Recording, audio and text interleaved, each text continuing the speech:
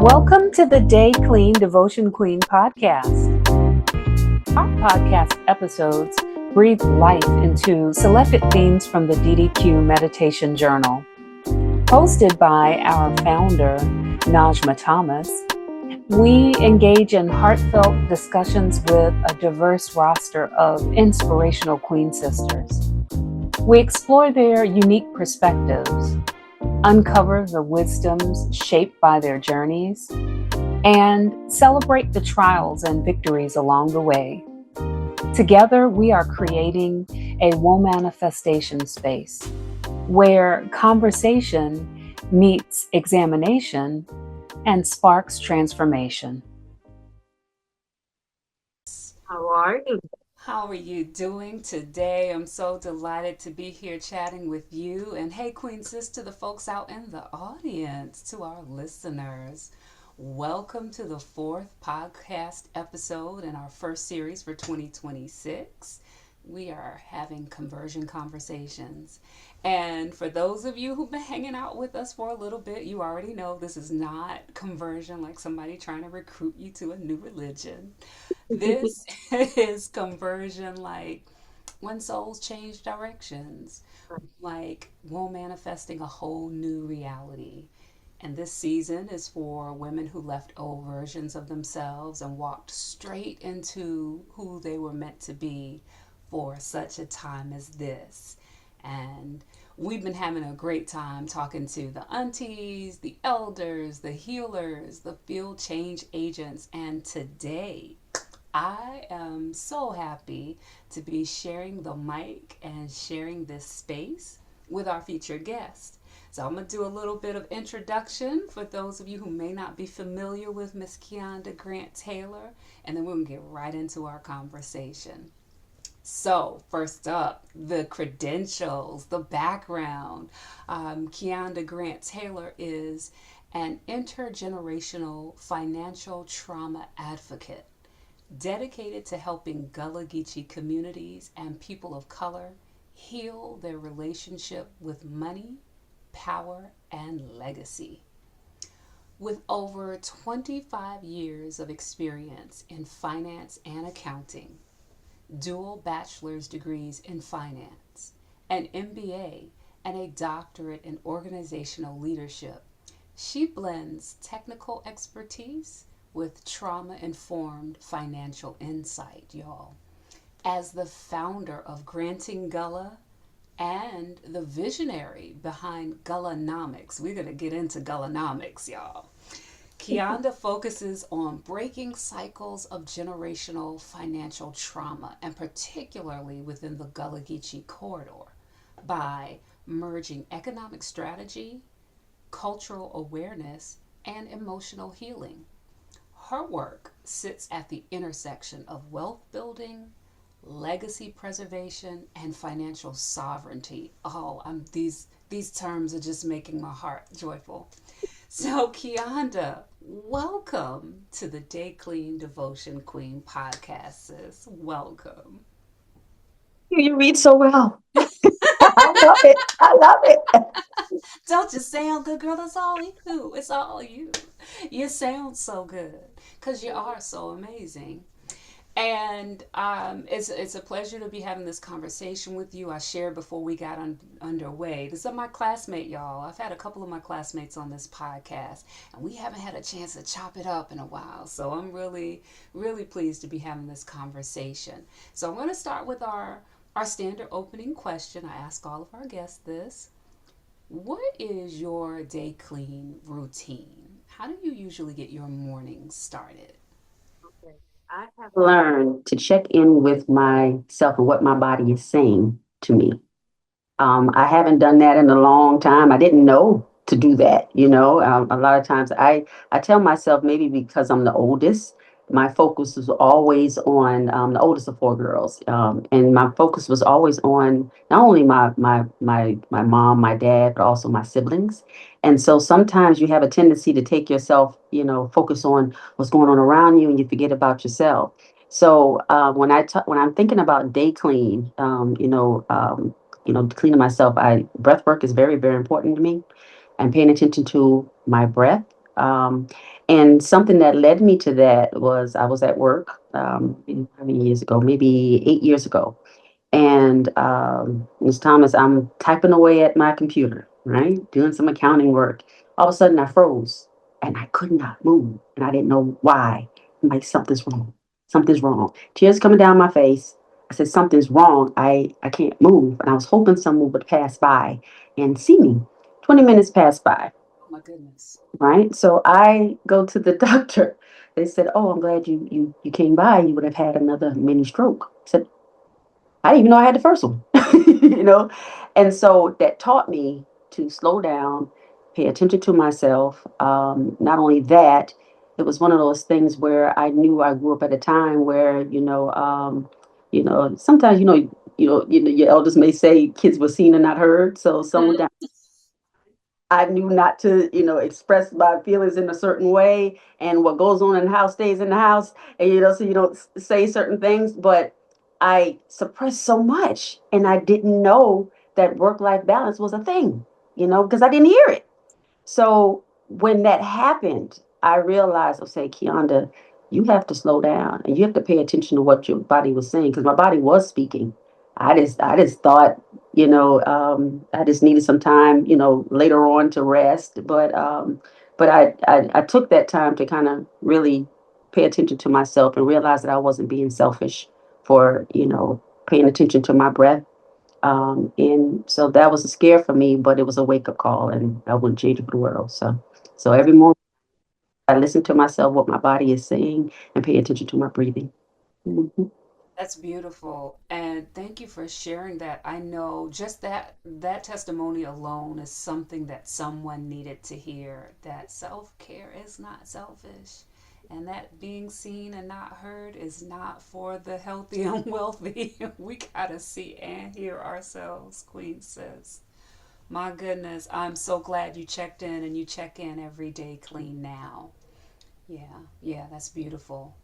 Let me ask you a little bit about where you are right now. So you've held positions, high-powered financial institutions, academic spaces, all the things. And recently you made some major changes in your professional role. So when people meet Keonda now, who are they meeting? Um, you mean someone that does not um, need the validation of outside communities now.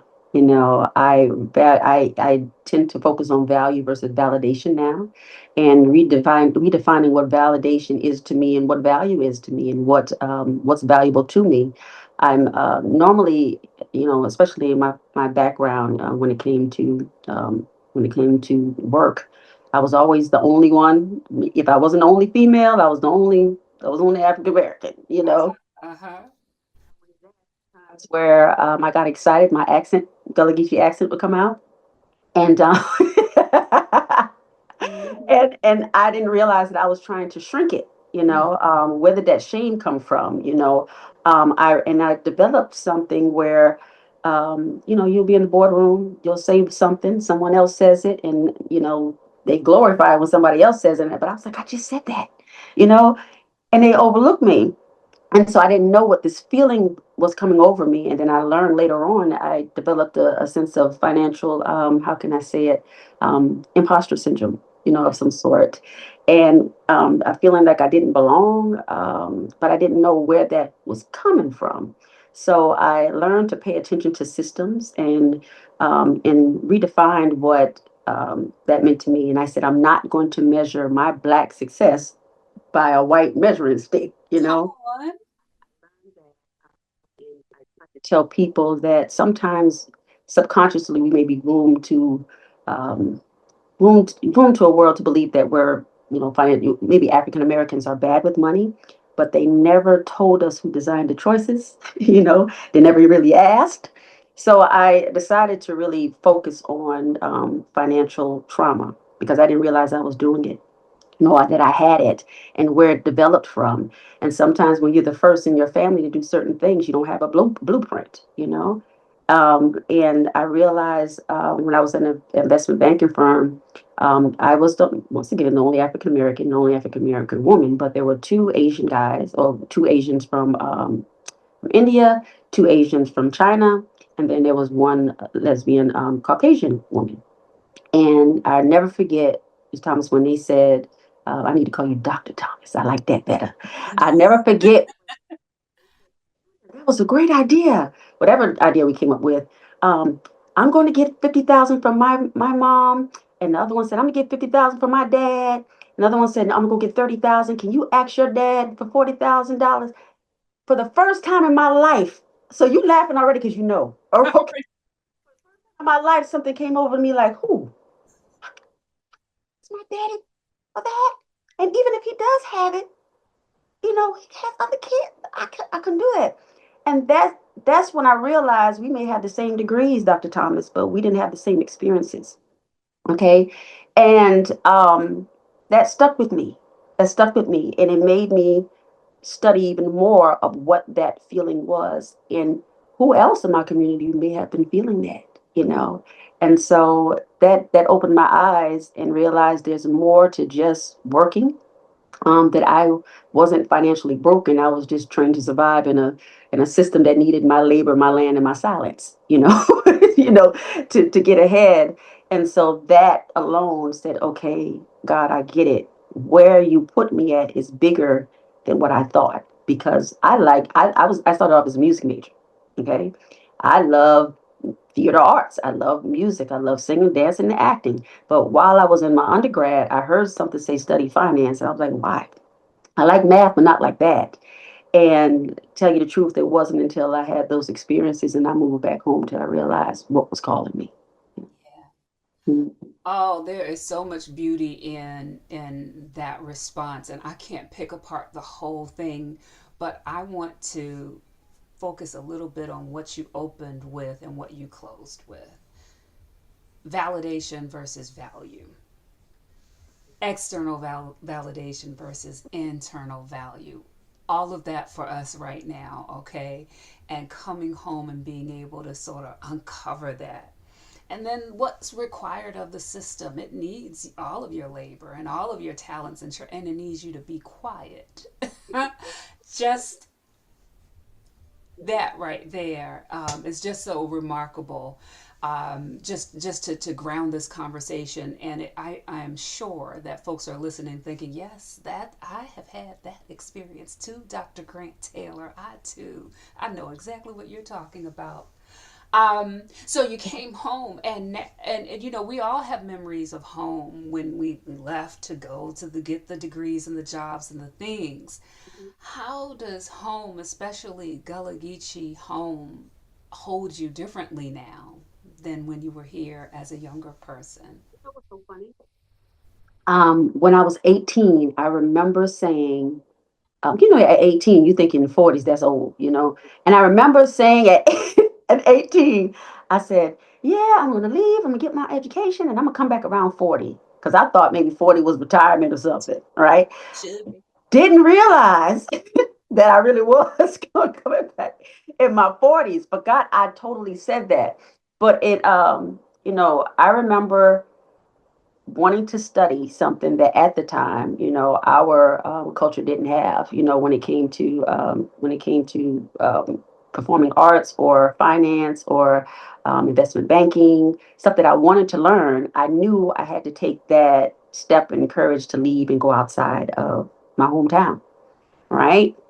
And so, I've been really blessed to be in certain, internships and places that I've worked and had run into great mentors that were able to pull me aside and give me some advice. And it wasn't until my mom passed away, 6 years ago, and it was right before COVID. And you start realizing, when COVID happened, certain systems started revealing itself, especially financial systems started revealing itself, right? And so I realized, when you don't have access to money, not just me per se, but people that look like me, decisions that we make out of stress or the decisions we make out of fear. And I started noticing a lot of us had some shame around money. We had some fear. around money. There's so many emotions, and I really took neuroscience to heart at that moment, and started realizing financial, behavior management, behavior finance, and why we were experiencing certain emotions that, other ethnicities didn't, experience, or they didn't experience as much as we did. So having that experience, you started seeing how systems work, and we all know those systems are a collection of like interdependent parts that come together so we can achieve a goal. And then I started focusing on economics even more, especially neuroeconomics, and goods and services. Where did they come from? And not only that, it led me to the history of the black dollar, Mm. right? Yeah. Yeah. And how it all started, and where it started. And because when COVID going on, you can't, you not can't work. So and I'm a researcher at heart, so I learned so much, and you start listening to yourself. You start realizing how even Wall Street came about, how the banks came about, investment banking came about, insurance companies came about, and what money and what labor that was able to compound off of that money, and it led me back to home. You start looking at plantations, and um, and a lot of us were insured. Great great great grandmama was insured. Great great grandfather was insured, and when we passed away, we didn't get that money. That went to massa. Somebody else's generational wealth building. Generational wealth, and we didn't see it. And then you start realizing the fear behind it, and even in insurance. I remember as a child, picking up certain money stories, that I didn't realize that I picked up. One in particular where my granddaddy would say, "Oh, the insurance man is coming. Go hide. Go hide. Go close the door." Now, and I'm still young. I don't know what insurance is. I may be 6 years old. I don't know what that is, but I knew to be afraid of it. Mm. Of some sort, and that stayed with me. And you start to think about, Dr. Thomas, how many of us have certain money stores or money scripts in the back of our head that hinder us from making certain financial decisions. So that whole experience made me focus on not only just not only the systems, but the capitalistic system and the money system and how it affects us. And in any system, it like it's designed to achieve the goal, but to whose goal? you know I was a part of the goal. Was the goal was the goal designed to help somebody that looked like me? you Right. know Right. and not only that, I started seeing during COVID, some people flexing their money to to each other. I'm like, hold on now. um, be careful with that, because you'll start developing some type of, you're feeling like you don't belong if someone else has money and you don't, or, everyone is different points on the same line. And you start realizing how the capitalist system works. And something that stood out to me was, we tend to flex on each other, but we won't ever flex on who allowed us to get that money, because they have certain ways to remind you who gave you that opportunity in the first place. you know and that too is a part of the financial hurt that we put on each other, not realizing that we're doing it. So that whole situation allowed me to pay attention to systems, and notice the system when I'm in it, and to point it out and kind of educate us, on how we were impacted in subconscious ways we may not notice, because no one told us, you know. Absolutely. It's so remarkable what came out of COVID, what came out of the pandemic, according to many, that the space, to have that space and time to think, to ponder, to consider, to research, to design, to craft things outside of systems, and then go back in and start to transform systems. A lot happened in COVID that is not documented. That's coming out now really remarkably. Yes. Yeah, yeah. Shout out to the pandemic. Um, you talked about these stories, these money stories, like I want you to expand a little bit about that. When you talk about culturally relevant economics or Gullahnomics and all of these things that you've crafted, first of all, what compelled you to create Gullahnomics? What is it and what compelled you? When I really got heavy into neuroscience and neurofinance and neuroeconomics, I noticed that sometimes us, African Americans or a Gullah Geechee, but it was hard for like certain clients I may have.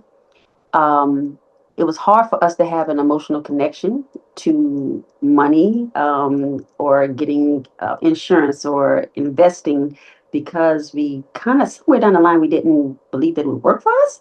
And I tried to figure out what is stopping us, you know? So most of it, especially when it comes to Gullahnomics, I have a tendency, I go around and I would interview people along the Gullah Geechee corridor or people within the Gullah Geechee corridor and ask them question, what was your money story? Especially because when we're storytellers, you know? Yes, absolutely.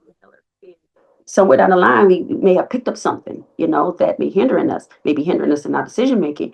And when I noticed that three parts of the brain, when the three parts of the brain, we got the cerebellum in the back, and whatever information comes in our psyche is sitting there, but it's that middle part of the brain, the limbic system, that's attached, that the emotions behind it. And if we're not aware of what emotions are in there, it's hard for us to come to the prefrontal cortex and make those decisions, because there's a lot of fear there. There's a lot of shame there. There's a lot of pointing fingers there, that may get in the way of us making certain financial decisions. And so I wanted to see what was, as I'm hearing the stories from everyone, you may have some cognitive issues that they may not realize they were dealing with, some feelings of inadequacy that they may not have been dealing with that hindered them from making certain investment decisions or insurance decisions. Difficulty with relationships, because, if you don't tackle that, sometimes you can bring that home. Bring that home. Absolutely. Absolutely.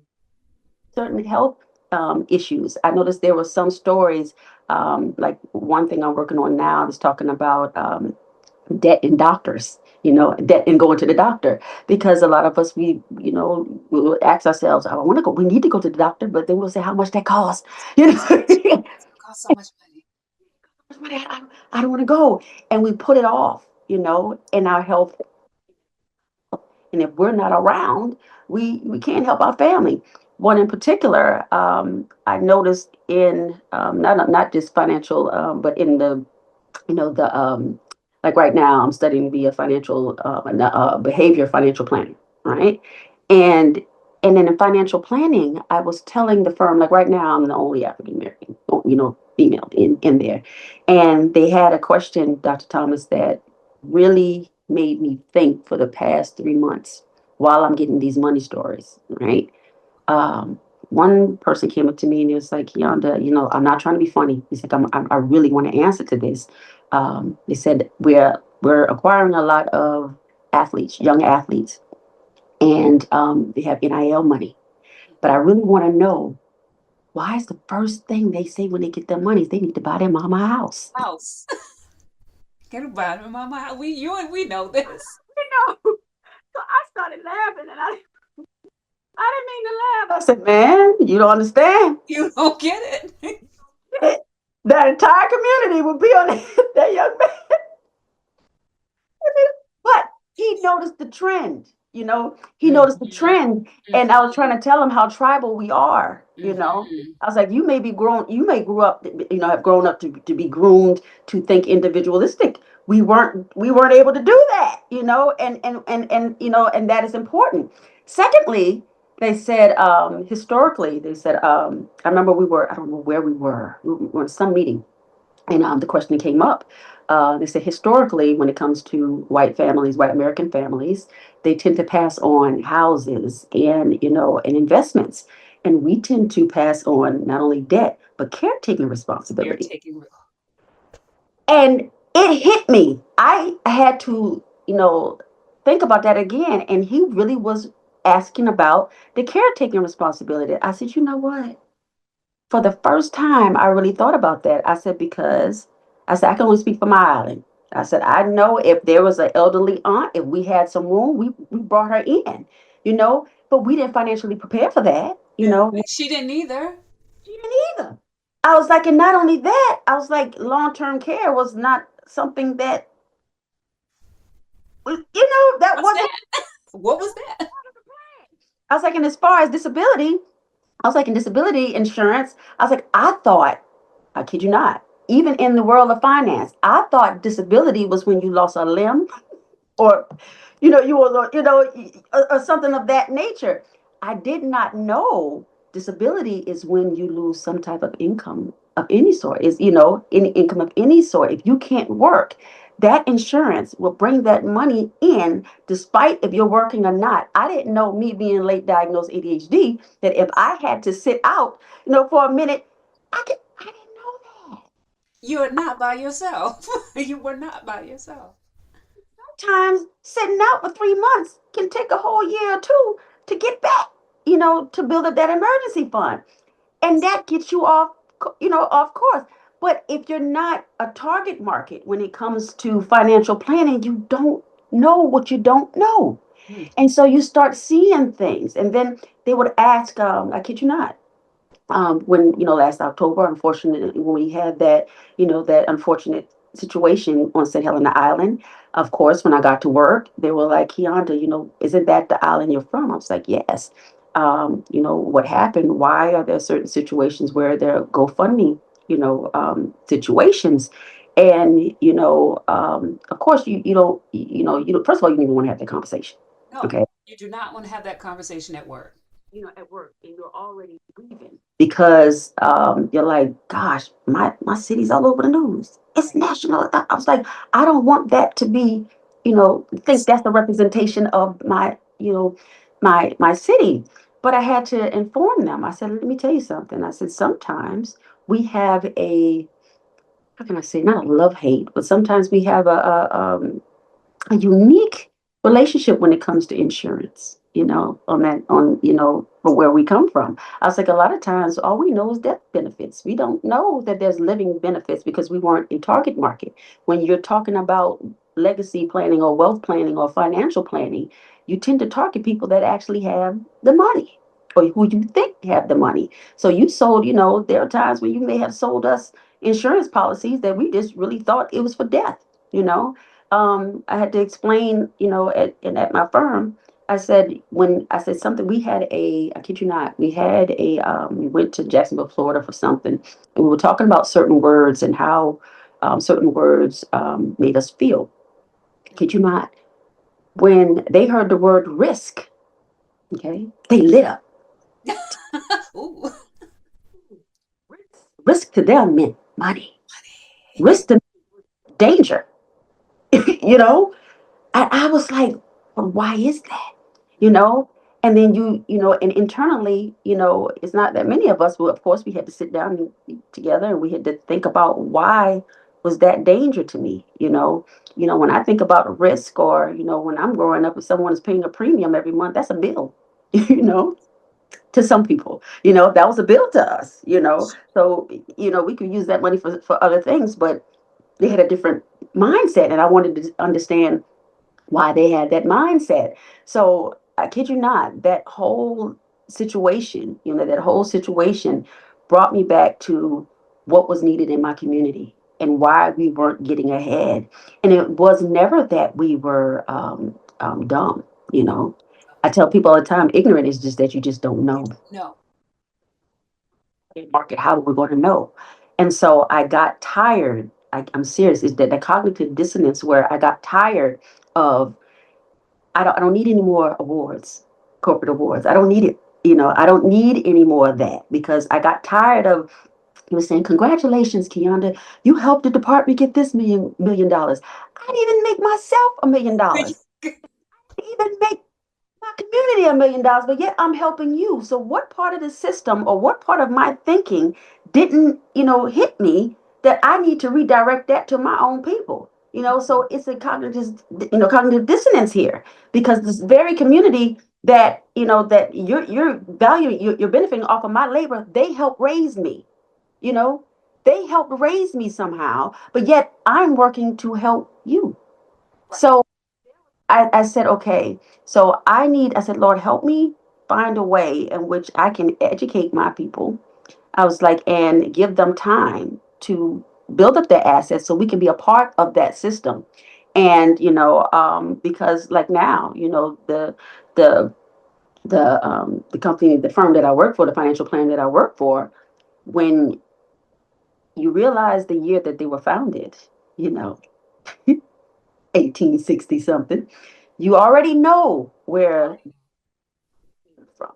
You already know where the compounded interest, the reason why you're able to pay dividends every year, the reason why you're the number four firm in the United States. You know why they are able to stay there, because you know where that money was from, and you know the systems that were put in place to allow you to stay number four, within the top five. But you weren't targeting the very people that were the assets, the underlying assets that allowed you to stay in that place. So the cognitive dissonance was there, and I have no problem with letting them know now. I knew I grew because I have no problem with educating you why you are there. So don't ask me to go talk to my people and bring them here, but you won't give them time to, develop. You don't, or saying that, Keonda, well, if that industry isn't going a little faster, why don't you look outside? No, no, no, no, no.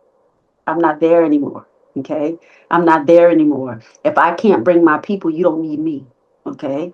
And so of course now we're part of they call it it's like an African American group where we're able to go out and get the money stores and see what we all need, and give that back to our community. So I'm thankful for that. I'm thankful for that. So that's where it all came from. So I am glad to, that's what kind of Gullahnomics kind of birthed from, because I'm tired of working so hard and people that look like me and speak like me couldn't enjoy the fruits of labor. So that's No why I am. question. That is so brilliant.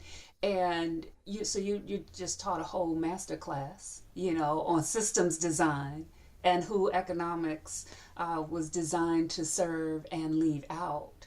And kudos to you for having the courage to uncover it and call a thing, and then to design your way into this intersection of using the very system and all of those tools and all of that experience and bring it to bear on, just like you said, the community that grew you. Like, I had that feeling coming home. I'm like, so this doctorate is all well and good. It's just so delightful. PhD, blah, blah, blah. Honey, if I don't do research that matters in my community, no, what am I doing? What am I doing? I got parents and aunts and uncles and cousins and folks, they have expectations for this degree. This is not just mine. And it's difficult to have that conversation in spaces that don't have that experience. That takes a lot of courage, as you well know. So yeah, hats off to you for making that happen. And now we have Gullahnomics, y'all. So get into that. Let me dig a little deeper into this with you. Tell us, why is it important for our people to really understand economics not as just numbers? Like, shed a little bit more light on this money story, looking at economics as story, history, our story, and strategy. Why is that important? Okay, so I'm also studying to be a financial therapist. Okay, and that is something that is very, it's not that many of us in it, and it's a very really fairly new avenue when it comes to finance. And it's important because in the world of money stories, you have four money disorders. Okay, one is money status, in which you have seen people that their whole self-esteem is directly tied to how much money they make, you know, all right, and they have no problem telling you, that, then but they'll start treating not only themselves but other people, funny, because Do of that. Then you have money status, you have money worship. There are some people that really believe They can buy their way into anything. As long as I have money, how much does it cost? Okay, do what I need to do. If I'm paying you this, you should be able to do this. You know what I'm saying? You have money vigilance. Some people, they have all the money in the world in the bank. All right. All the money in the money bank, but they will not buy themselves a new pair of shoes.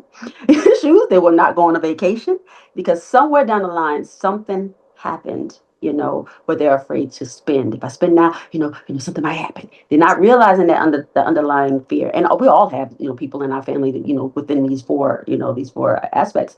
Um, and the last one was, I said money stock, but it was money, money worship, money, I said village, Tutelage, status. and then money avoidance, Ah, money avoidance. Where some of us are afraid to open our bills, when they come, you know, we avoid that money. Yeah, okay, yeah, who are you talking about?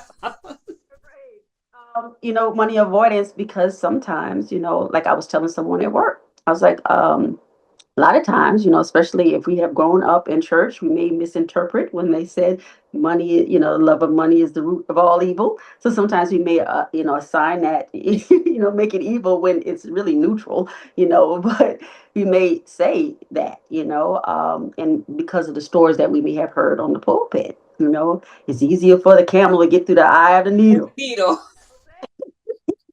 Stuff that we grew up, because, and me, I'm such a literal person. I'm So I looking at that camel. 6 years old. So how? Wait a minute. How did camel? How,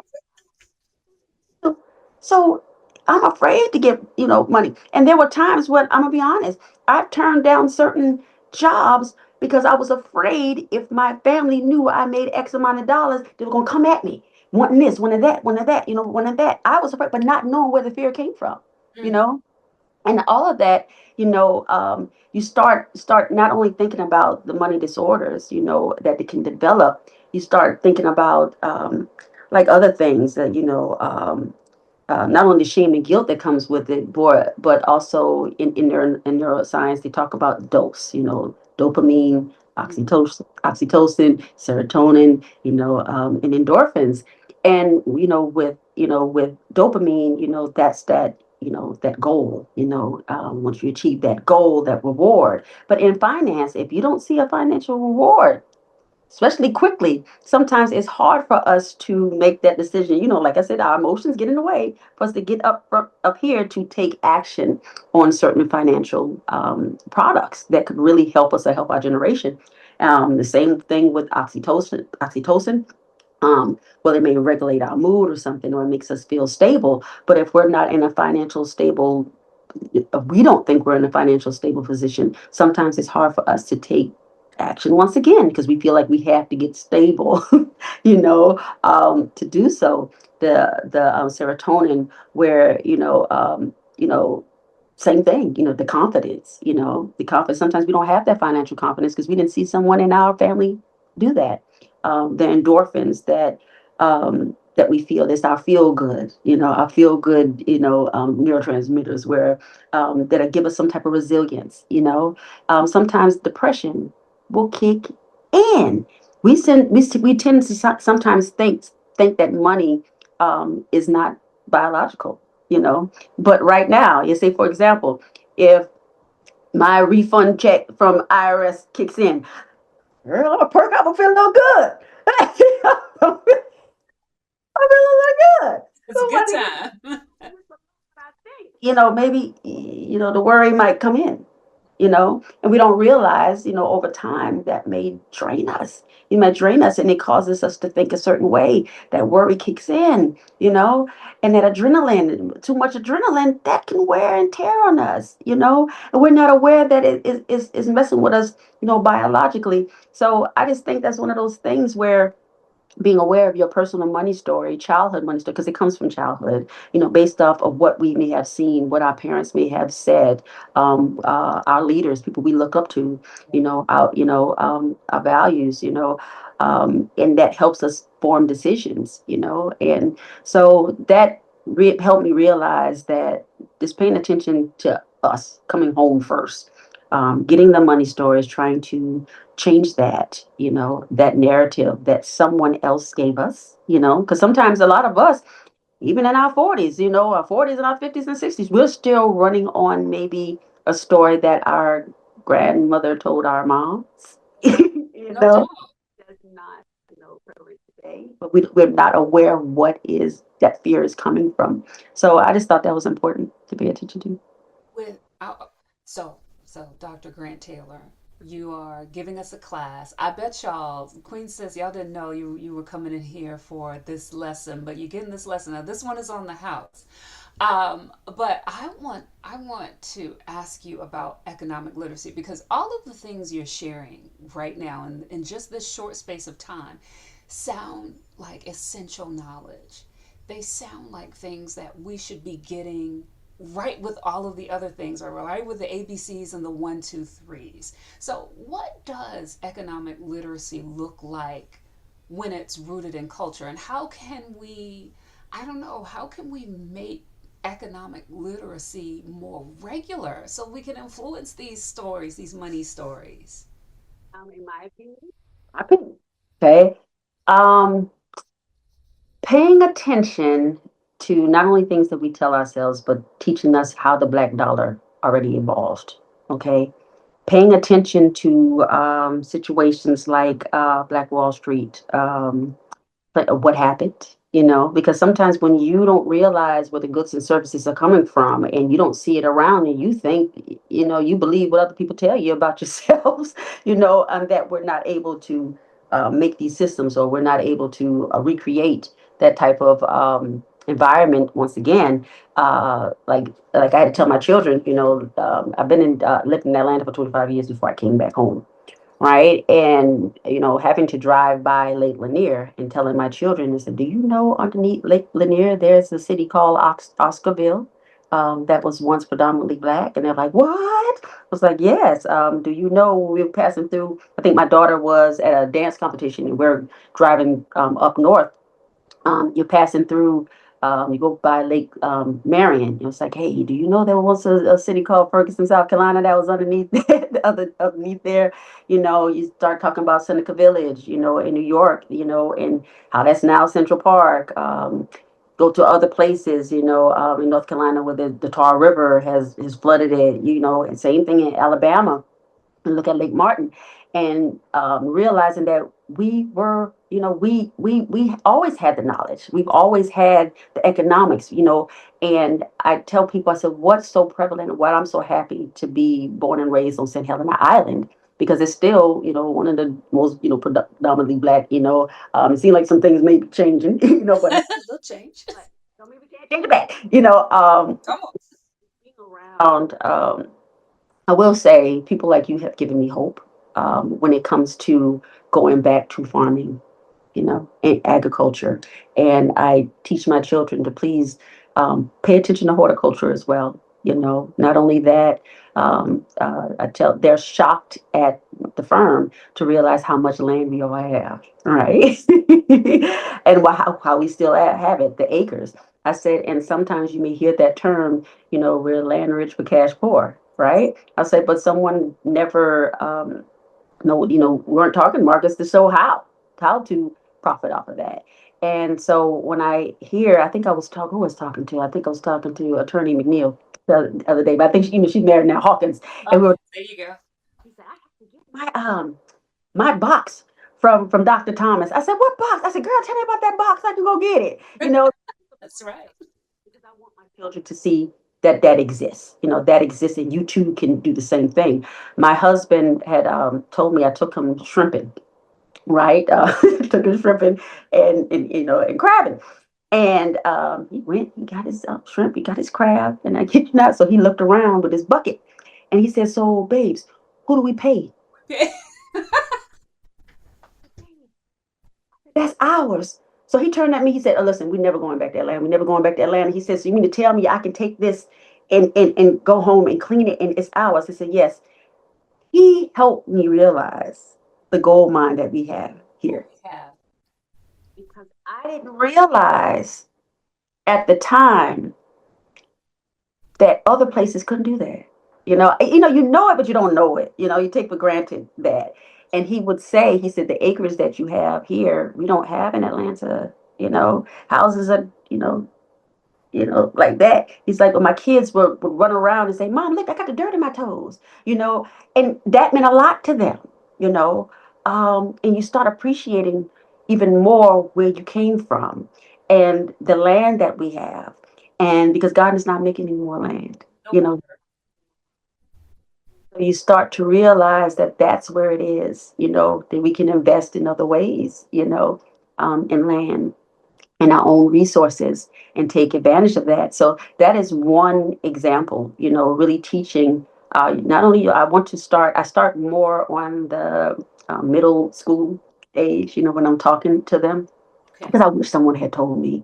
I told my children they were quick to tell us about sex ed, but they didn't teach us about financial, any kind of financial aid, stuff like that, or education. And sometimes you grow up and you kind of see why.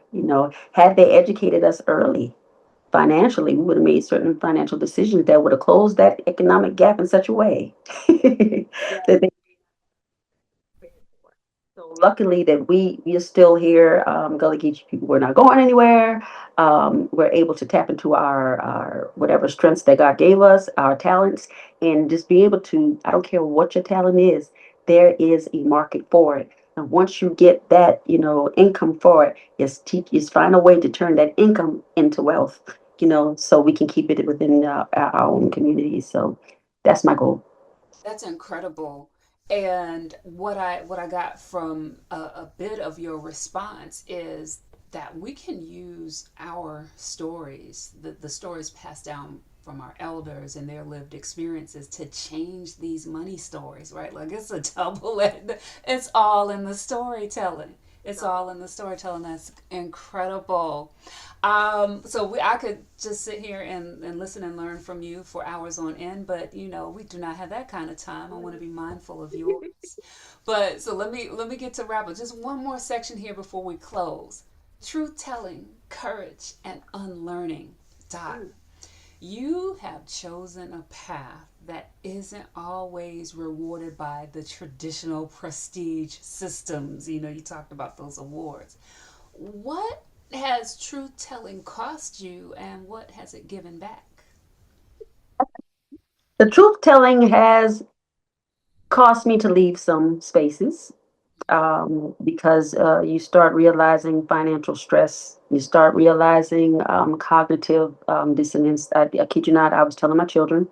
One was when I was undergrad, my I had two internships, right?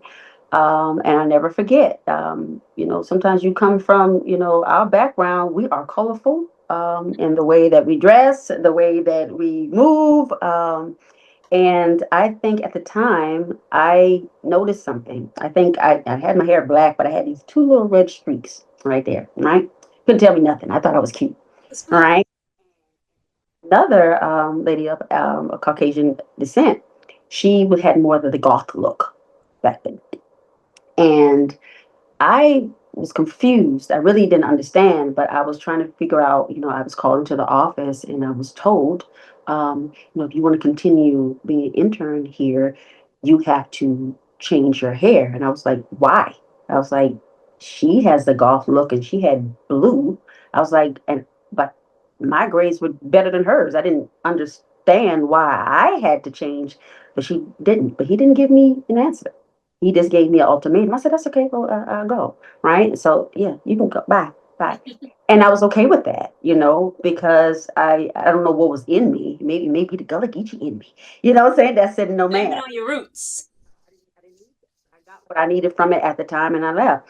And there were also times when I would bring up certain, when I say financial uh, disappropriation when it came to funds, and how it was distributed within economics and how it could affect us versus other ethnicities.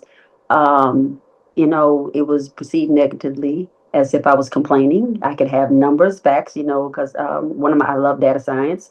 And I would bring some, I'm always going to bring some type of numbers, some type of facts, statistics, their statistics, and using their history. I didn't write the history books, you guys did. So when I bring what they said, in their history books that they chose to teach us, and I elaborate on that and I make some type of sense, they would be uneasy. I was like, well, think about how uneasy we have been for years, but I'm not trying to make a thing of it. I'm just saying, if you want our wealth, the black labor white white wealth. If you want our wealth, and if you work any kind of labor, I'm gonna need for you to acknowledge that, and acknowledge that pain, or or pay some type of attention to that. And so sometimes I was perceived too radical for some places, and which is fine, which is fine. But it cost me in that way. But then it opened other doors where I realized that I wasn't alone, and there were some people that was saying thank you for expressing what I could not express. And that's when I knew that in some way, there was a higher power that was leading me in a way that I didn't know that I was being called, called in. So that has cost me, some things, but just like many people that have been, that paved the way for me to allow me to even say what I'm saying, they have been there and they fought for me to have this opening to be able to say what I'm saying. And so I give pay homage to them, to allow me to do what I do. But if it costs something, it costs something. I look at it as an investment, for someone else. If I don't even benefit from it, at least I can open the door like someone opened the door for me. And that perspective makes all the difference because it can be cost or it can be an investment. It just depends on your perspective. Oh, that's brilliant. And it shows this just divine alignment. I firmly believe we are in a time of divine alignment for those of us who are so willing to see it. So I want to close with a couple of questions about that. What are you building right now that brings you the most joy or feels the most aligned for you? Most joy and feel most of. I honestly, being back home here, you don't understand the stories, the money stories that I get from people back home. I realized I was never alone all the time. It just was something that we just never talked about. Money was something that we never talked about. Our feelings was nothing that, something we didn't talk about.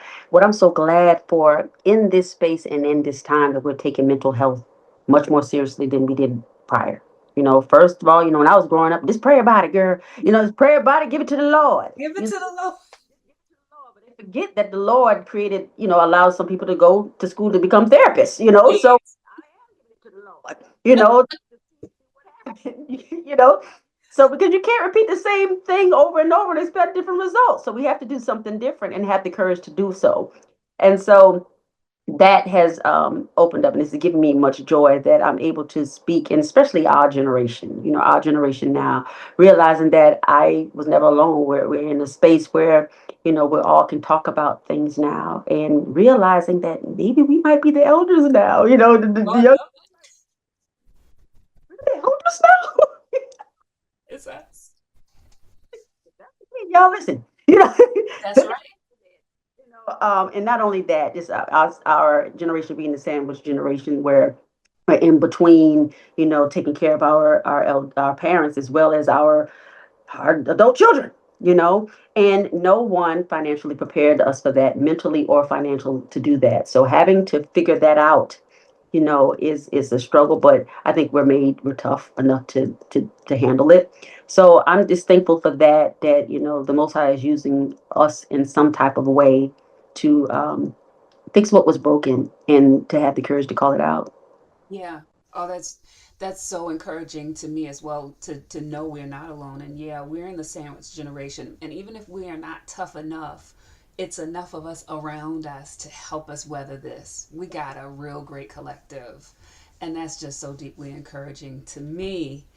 So, Dr. Grant Taylor, you have dropped all kinds of jewels, knowledge for the people. If you could leave our listeners with one economic truth for this season, especially for those who are thinking about a major change in course, what would that one truth be?